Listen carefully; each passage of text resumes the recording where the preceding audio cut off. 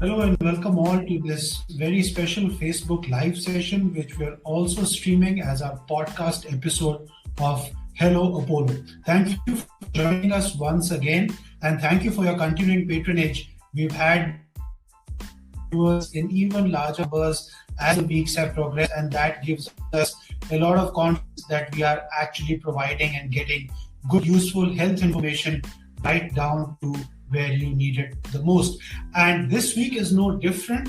I'm delighted to be joined by Dr. Ekta Puri, the Chief Clinical Psychologist at Indraprastha Apollo Hospitals, who will be discussing with me a very important subject which is bothering a lot of people, whether it is children, whether it is college-going students, or even parents and the lay public alike. So before I get to the subject of our discussion today, which is on exam stress, let me welcome Dr. Ekta Puri.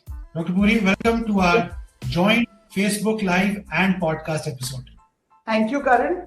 It's a pleasure to be here, and I wish we could help all the people around us in dealing with the stress. Absolutely. And, as you know, we've hit the exam season, whether it is board exams or final exams for schools, right from, primary, secondary, high school. Some colleges are also undergoing various semester evaluations and other sorts of exams, which are actually going to start and go up till the summer, whether it is for entrance exams and others. But more specifically, our subject of discussion today is exam stress relating to school students. So before I get into, various aspects of it, first and foremost, what is exam stress? Okay, so I think there is nobody in this world across the globe who has not experienced what we call as exam stress. I'm sure Karan has also gone through it, so have I. And before I start, I want to make it very clear that exam stress is not for people who have not studied at all and now they are stressed. It is equivalently true for people who are achievers. I think they experience it even more. And for people who have not studied the whole year and who want to study last minute like I used to. Right. So exam stress is a feeling of being overwhelmed by the upcoming exam, and wherein we just keep thinking, we don't want to do anything. We just keep thinking about, oh my God, it's boards, oh my God, how will I do, my future, my this. And we spend so much of energy in just thinking that we don't land up doing anything, is what is exam stress, right? And it is experienced by one and all. So that is primarily what it takes. There are a lot of physical manifestations of it. We can't sleep, we can't eat, we are restless, or we are oversleeping, or we are overplaying on the games. We don't do anything. We don't, either some people also overeat for that matter of fact, or, avoid what is upcoming. So it's something which is very commonly seen. We see a huge inflow of people at this point in time, especially children with headaches, stomach aches, fever, coughs, cold, and they all boil down to the fact that they are just going to be facing the exam. Right. And, like you said, it's an overwhelming feeling of being overwhelmed. So is it a problem that emerges in the mind and then has physical manifestations, or is it actually something which is happening bodily? Because that will be useful for a lot of people to actually separate the two out. Okay, so I think mind is stronger than the body. So it starts in the mind, right? Because we start seeing it as something which we can't deal with, and we start putting too much of pressure on it, right? So, the mind starts playing this game where we start seeing the worst case scenarios. That what if we fail? What happens? What if I don't get an admission? If I don't make the life out of myself? How will I make the money? So it is always definitely the mind first. It is the thinking pattern which affects your body's physiology. Your adrenaline becomes so high that it actually goes down. Your performance goes down. So like we all know that stress is a double-edged sword. We cannot avoid it. It will be there. How you approach the stress is actually whether we lead to the manifestations or we will use it for our benefits. So some people who just get overwhelmed start getting these physical manifestations, which is because of the biochemical changes that happens in the brain in terms of serotonin becoming low, adrenaline going way high, that it starts to interrupt our performance. And so we start having the physical symptoms. So a relaxed mind is a relaxed body. Right. So, मतलब इसकी शुरुआत देखें, so it can be in the mind, but then there are some physical manifestations. So, आप doctor Ekta, a lot of people come to you, I'm sure, and they seek advice. तो क्या symptoms होते हैं जो आप ultimately diagnose करते हैं कि ये exam related है या exam stress related है? ऐसे कौन से symptoms हैं जो parents को या students को they should look out for? So, a lot of parents first go to a pediatrician, because they don't think it is stress, right? So anything which is not being able to deal with medication, if you have a headache and you take your Combiflam, paracetamol, it doesn't get better. It keeps repeatedly happening. You cannot digest even one bit of food, you keep vomiting, or you keep going to the loo, you have stomach upsets. So anything which is stress generated will not respond to physical treatment because we are not removing the root cause. There is no infection in your body, but you are too stressed. So then we get these referrals from pediatricians. Then they try to analyze and figure out that there is nothing wrong in the stomach, there is nothing wrong in the head, everything is done. And the child still continues to experience issues. So then we club them and say that this is functional or this is because of stress. It is stress related. So then they come to us. So we gently rule out all physical issues, stomach upset, stomach infections, headaches, whatever. And then it becomes functional. Right. So very clear symptoms that you can see, and obviously then you sort of separate out what it cannot be and then arrive at this diagnosis.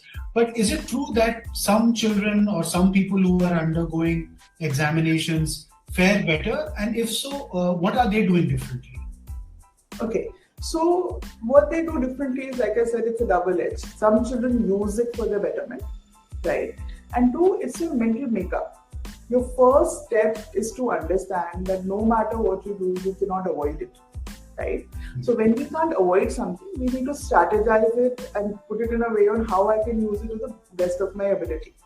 So the only difference between people who feel less stress and people who feel more stress is that their personalities and their attitudes is a go-getter to say that if I am in a trouble, I am going to deal with it, I will make the best of it, I will do what I can to make the best of my situation. Maybe I have not studied, maybe I have not done things, but instead of wasting time, let me utilize what I have right now.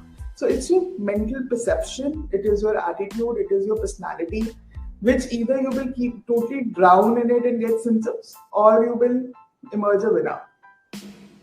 You spoke about perception, but it could also be because of external reasons or the external environment, right? I mean, things are competitive. People are always talking about, topping exams. There are newspaper advertisements of some people doing very well. How much does, society and external environment also play a role in increasing stress?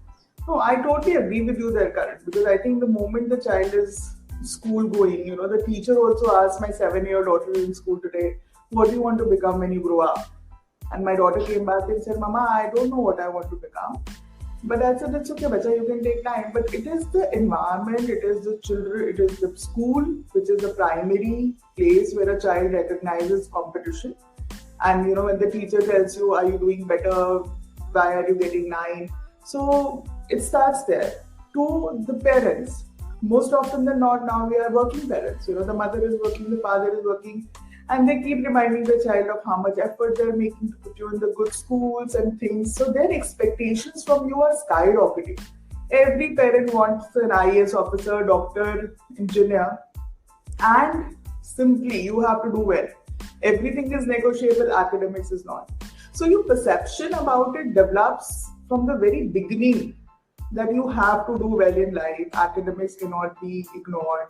You have to perform. And the school, the environment definitely plays a role. That day my daughter was again looking at the newspaper and she saw pictures of these toppers, from the various exams which are being portrayed as a full page ad. And she asked me, Mama, would you want to see me there? And I didn't know what to say because as a mother, I probably would really wanted to say, yes, beta, I want to see you there. But I said, no, beta, I just want you to be happy and follow what you want to follow. But I guess, Karan, you're very right. It is us as parents, it is environment, it is the teachers, It is what is gets portrayed in society as you need to be academically very bright. You need to study abroad, Canada, UK, London. So you have to study. That instills the pressure in the child. Right. So that is the external environment.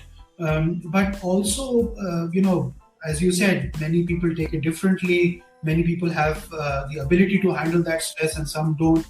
At what point, and this is from the view of the parents, let's say, should they come and seek professional help? I mean, when does this natural stress or normal stress become pathological or something that requires a doctor's intervention? I think I need to really communicate this to parents, and I think this is probably a right platform. That most parents come to us at the nth time. So right now, since the exam starts Friday, I right now got an SOS call from a patient who said, "Ma'am, my daughter wants to see you. See her anytime, morning, night, day, but you have to see her."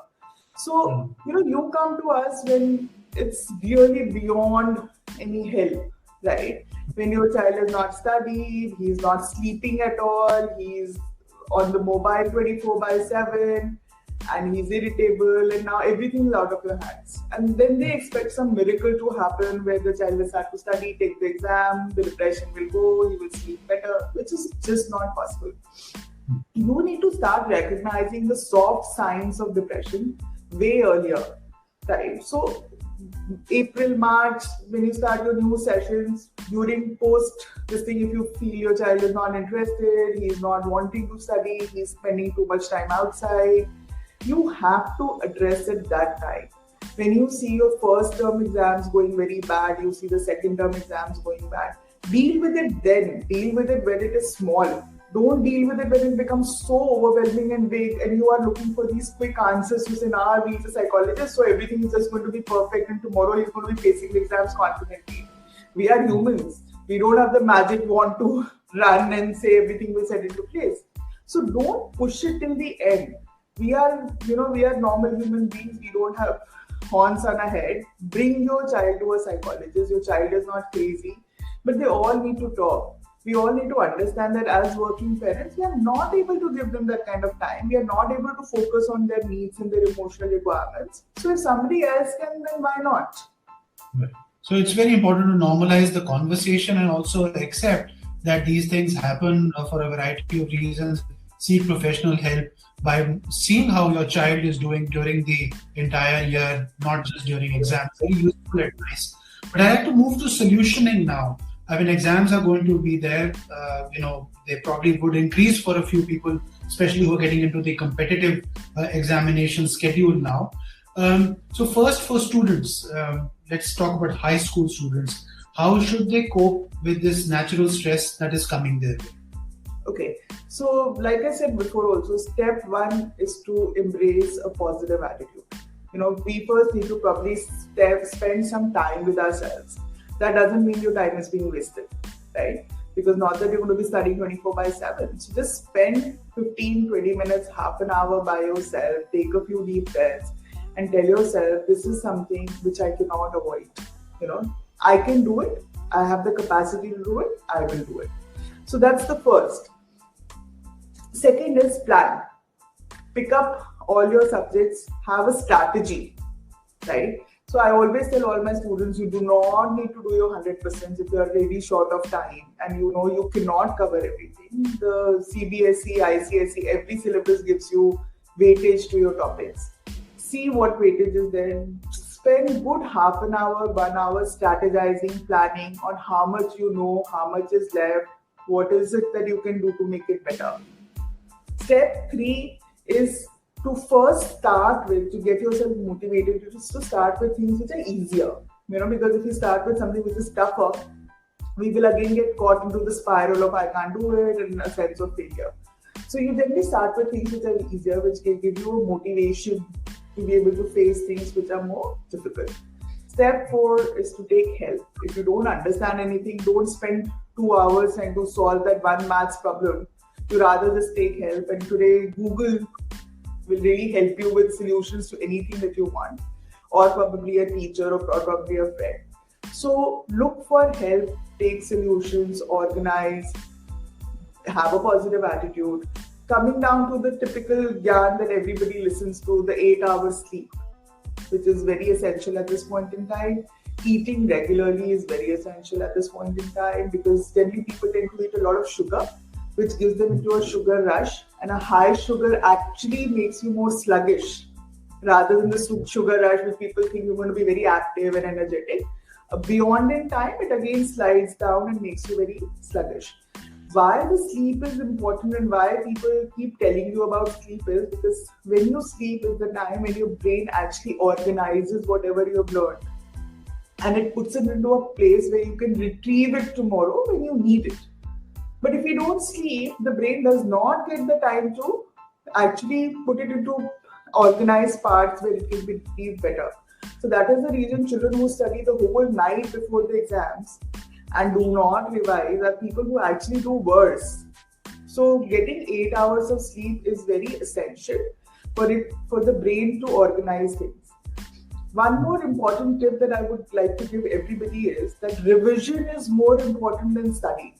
So after a point in time when you organize yourself, even if you've done 80%, focus on revising it rather than trying to complete the 100% that is there, because it is only with revision that all that you have learned will shift to a long-term memory. Otherwise, everything gets stored in the short-term memory of the brain, and the short-term memory is limited capacity. And when it is limited capacity, it will go out. So if you do, rather instead of focusing on doing 100%, do 80 and revise it, so that it gets stored in your long-term capacity, and in the long-term memory, it is easier for you to retrieve it. It is a permanent storage, right? Do take your breaks, do watch your favorite TV shows, go for a walk. Don't keep talking about exams all the time, kal po de. Just take it easy. It is just one exam. You've done exams for whole of your life. It is no different. So you actually have to tell yourself, it's you're a champion at it. Right. So take it easy. It's just an exam. It's nothing more than numbers. Yeah. So you spoke about very useful advice and how to decompress, with walks, balanced diet, and sleep. I'd like to bring in technology. And increasingly, children are studying using technology, whether it is through screens or gaining information through things like Google or YouTube, other places. Now, is technology important for de-stressing also? Or would you, I know a lot of parents who are actually moving all the electronic gadgets out during exam times because they consider it as a distraction. But what is your advice for the middle path? I think, this is the huge thing. Well, while we were in COVID and all the children were doing online, the parents said, this is too much of screen time. But the moment child said, I want to play a game, they said, no screen. And when it was online, you said, okay, 10 hours, here's the iPhone, do it. So, but I guess moderation of everything is what is needed. Right now, we cannot start monitoring the child on screen, because they have other things to deal with. Technology is definitely useful. Google has a lot of answers. YouTube has a lot of answers. But I think it's very unfair for you to tell the child, use technology for study, don't use technology for entertainment. That's not being very fair. But if you give your child half an hour, 40 minutes of watching their favorite show or playing their favorite game or doing something using the screen, I don't think it's going to kill them. But I think it's more when you say don't do it, it's this thing, then you will straight away hear an answer to say, when I have to study, you are very happy to give it to me. When I want to watch that show, you don't want to give it to me.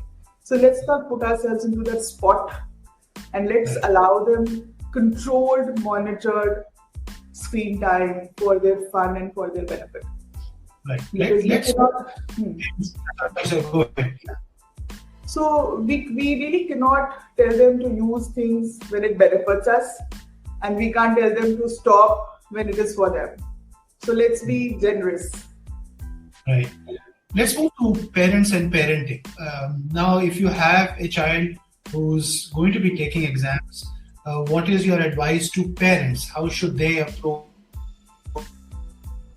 time that they're facing a big exam for their children along with them? So what is your advice to parents? I think what most parents needs to understand is that mental health is most important. Your child, I have so many dropouts from IIT. who I see all the time. I have so many people who dream was IIT and couldn't do it and are depressed, who are on treatment. You have to understand, if your child is mentally healthy and happy, he will succeed in whatever he picks up. It does not really have to be a socially acceptable, influential IAS, IFS field. And in today's time and world, the stressors are ever so much. We already have so much going on. Let your child choose what they love to do. If they pick up a field which they really love to do, right, and then they follow it, they will definitely be on top of it, right? So we don't have to put all our worries and anxieties on the child. Do this, because this is us. This is not them. It is our need that they should study well and get their 90%. Right? Sometimes if they have a 90% and they're sitting in front of a psychiatrist popping in antidepressant pills, I don't know how useful is that 90%. So I think you as parents, you need to understand that don't try to fulfill your own needs and dreams from your child's eyes. Let them live their life. Let them choose what they want to choose. Nothing is a number game today. There are people who have hardly studied and are CEOs of companies. And there are people who have studied so much and yet are sitting in front of a psychiatrist and a psychologist popping a pill. Right? So it's your choice. I really think we need to provide a supportive, positive environment to the child. Be their support to say, you do your best, rest we are here. If you don't get good marks, we'll pick up something else. Nothing in this world is end of the world. Nothing, no marks can limit you from success. Success is not about the crores you earn. Success is about how happy you are, how relaxed you are, what is your quality of life, what are you doing, and that is what is more important. So we need to shift focus, from churning out the IAS and the IFS and the engineers and the doctors. We need to focus on churning out happy individuals. Today, this year, I'm sure Karan will also agree to it. The WHO, this year was the mental health. Yes. Because now the WHO rating says 1 in every 4 is going to have not diabetes, not sugar, but depression, which is very alarming and very, very, very scary. And we are now with time seeing children as small as 5 years who are suffering from clinical depression, which I think is very sad. So as parents, we need to take a pledge to say that I'm going to raise happy, satisfied individuals who love to do things and enjoy life. And whatever field they pick up, they will make their money to enough, that they eat well, sleep well, and do things well, rather than making money and giving it to a psychiatrist. Yeah. Well, such a wonderful message there about acceptance and about looking at options, opportunities, and becoming happy in the process and not chasing things which are somebody else's dream. So that's very important. We are drawing this conversation to a close, but before we do that, I know you work with a lot of schools also. What would your advice be to school administrators and teachers about how they should sort of normalize exams and help in reducing exam stress? I think teachers play probably equally important role as parents. Like I said, I have these twin girls who join school, and I recognize that how much important is a teacher's word to a child, right?